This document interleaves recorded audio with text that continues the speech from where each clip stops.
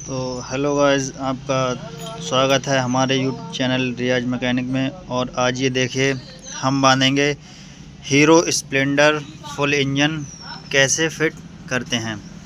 देखिए तो बने रहिए इस वीडियो में, एंड तक देखिए हमने ये पूरा इंजन किस तरीके से फिट करते हैं। सबसे पहले हमने ये सारा सामान, सारे पार्ट्स अच्छे से क्लीन करके रख लिए हैं। ये है हमारा गेयर बॉक्स, और ये है हमारा क्लच कटोरा, और ये क्लच हफ सेंटर।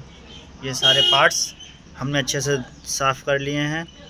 ये है मेन चैम्बर, और ये भी मेन चैम्बर। तो ये हम सारे पार्ट्स कर लिए हैं साफ़। अब हम बनाएंगे फुल इंजन। ये है हमारा पिस्टन, क्रैंक, बोर, और ये हेड।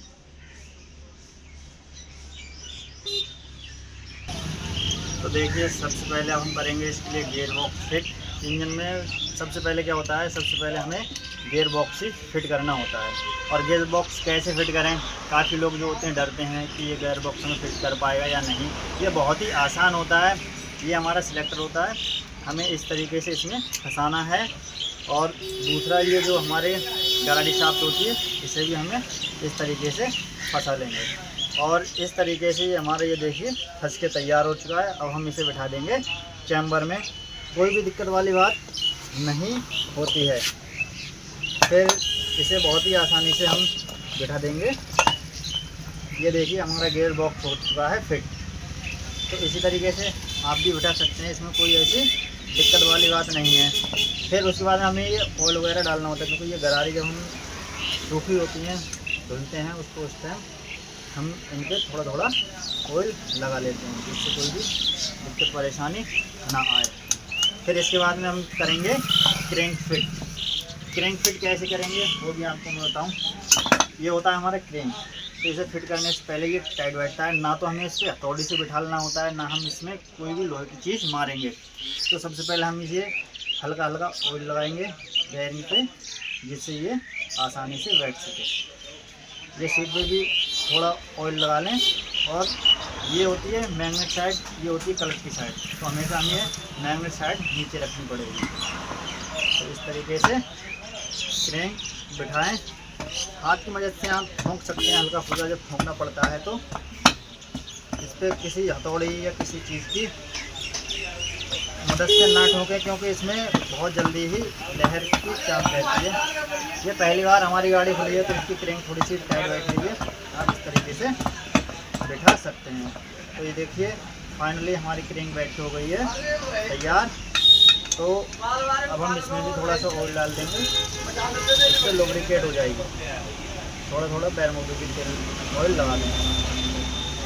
फिर अब हमारी बारी आती है पैकिंग की। तो पैकिंग कैसे लगानी होती है, हमेशा ये किनारी दिखाइए आग बड़ा वाला, इस पर जो हमारी पैकिंग लगती है इस पर बिल्कुल साफ़ सफाई होनी चाहिए, पुरानी पैकिंग नहीं हो। अगर इस पर थोड़ी सी भी पैकिंग रह जाती है तो ये लीकेज प्रॉब्लम आती है, और क्या होता है, ये पैकिंग अगर नहीं छूटती है तो ये ऑयल आता रहता है। तो हमें पैकिंग अच्छे से साफ़ करनी रहती है। ट्यूब लगा के फिर हम इसमें नई पैकिंग डालते हैं।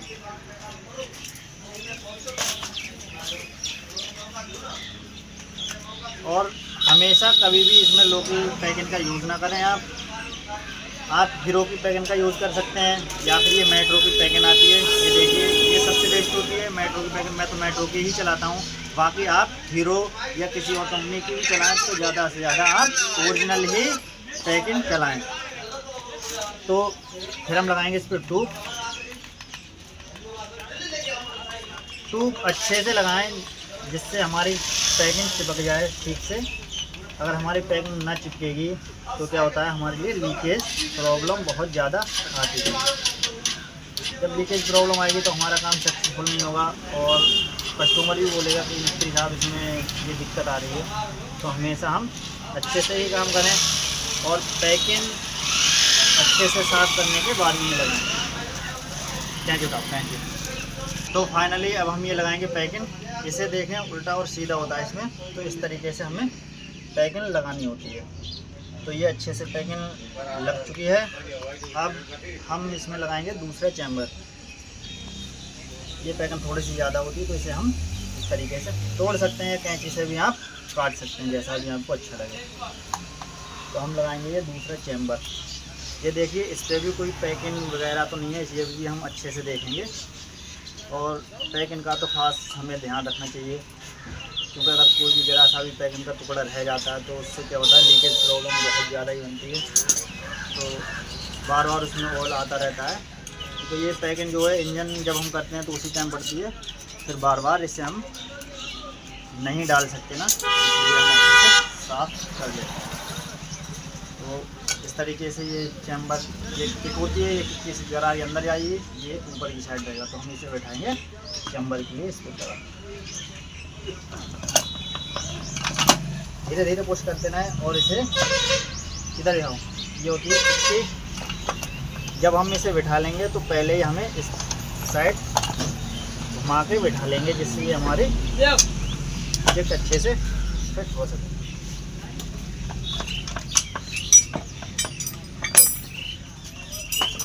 क्या करना होता है, हमें ये किक होती है इस साबित में फंसानी होगी। इस साबित में फंसाने के बाद में हम क्या करेंगे, इजीली इसे पुश करेंगे, इससे ये आसानी से चैम्बर बैठ जाएगा। चलाओ ये किक चलाओ।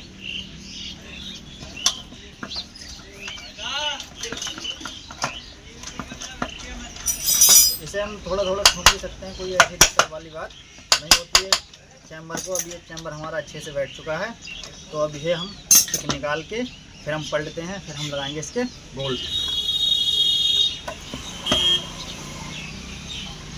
सबसे पहले हम ये बोल्ट लगाएंगे। ये हमारे देखो ये इंजन के मेन बोल्ट होते हैं। ये पत्ती वाला बोल्ट जो रहता है हमेशा इंजन के नीचे वाली साइड में रहता है, ये यहाँ पर ही पड़ता है। बाकी के ये बोल्ट, ये छोटा बोल्ट यहाँ का होता है, वहाँ के ये बोल्ट यहाँ पर डालेंगे। ये सारे बोल्ट हम डाल देंगे अच्छे से। फिर इनके लिए हम करेंगे फाइनली 8 की गोटी से, ये 8 की टाइम है, इससे हम करेंगे फाइनली टाइट। कभी भी हमें एक ही बोल्ट टाइट नहीं करना है, हमें आमने सामने वाले जो टाइट बोल्ट होते हैं वो पहले टाइट करेंगे, उसके बाद में ही और सभी बोल्ट को हम टाइट करेंगे। क्योंकि क्या होता है, अगर हम एक साइड के बोल्ट टाइट करेंगे तो हमारा एक साइड पैकिंग बाहर के लिए भी निकल सकती है, इसलिए हम पहले दोनों बोल्ट अच्छे से टाइट कर लें, उसके बाद में ही और सारे बोल्ट टाइट करें।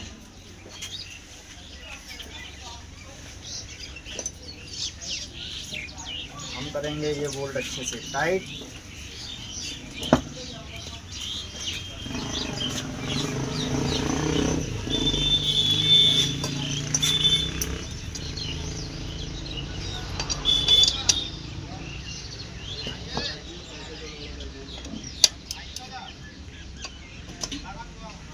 तो हमारे ये सारे बोल्ट अच्छे से हो चुके हैं टाइट।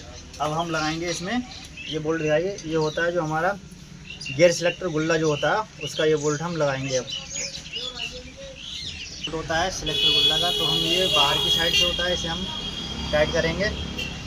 ये 10 नंबर का बोल्ट होता है, तो इसे हम 10 की गोटी से अच्छे से टाइट कर देंगे। उसके बाद में ये ऑयल आता है, यहाँ से ऑयल लीकेज के लिए होती है ये हमारी रबर। इसे हम जब भी लगाएं तो सही तरीके से ऑयल ना आए, इसके लिए हम क्या करेंगे, पहले से हम करेंगे कपड़े से साफ़ और उसके बाद में हम लगाएंगे इस पर ट्यूब लगाने से क्या होता है, इसमें लीकेज प्रॉब्लम नहीं आती है किसी प्रकार की, और ऑयल निकलने की कोई भी दिक्कत नहीं होती है।